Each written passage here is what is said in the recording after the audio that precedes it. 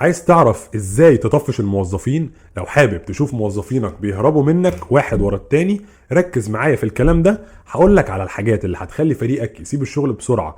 تابع معايا للنهاية عشان تعرف تتجنب الأخطاء دي. أول حاجة، ما تقولش كلمة شكر ولا تقدر مجهودهم وخليهم يحسوا إن شغلهم ملوش قيمة. تاني حاجة، تدفع لهم رواتب أقل من اللي بيستحقوها وما يقدروش يعيشوا حياة كريمة. تالت حاجة، لو ما بتدهمش فرص للتطور، خليهم يعملوا نفس الشغل كل يوم من غير ما يتعلموا حاجة جديدة أو يتطوروا في مسيرتهم المهنية.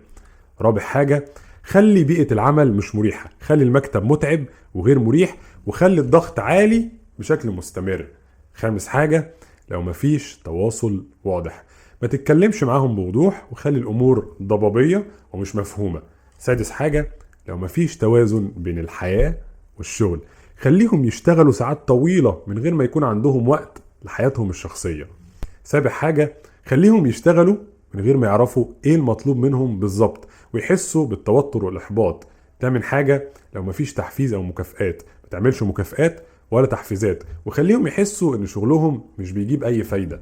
تاسع حاجة، لو مش بتسمع لمشاكلهم ما تهتمش بيهم ولا بمشاكلهم الشخصية او المهنية وخليهم يحسوا انك مش مهتم بيهم كأشخاص.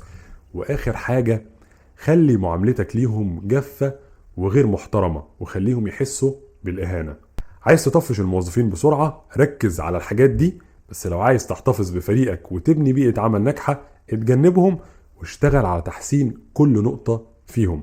ما تفوتش الفرصة واشتري دلوقتي كتاب القصف السريع للنجاح المالي والشخصي لو عايز تحسن من فريقك وتحافظ عليه وتحافظ على شغلك وتكبره. نسخة اونلاين PDF بتتبعت على الواتساب، تقدر تشتريها من اي مكان في العالم.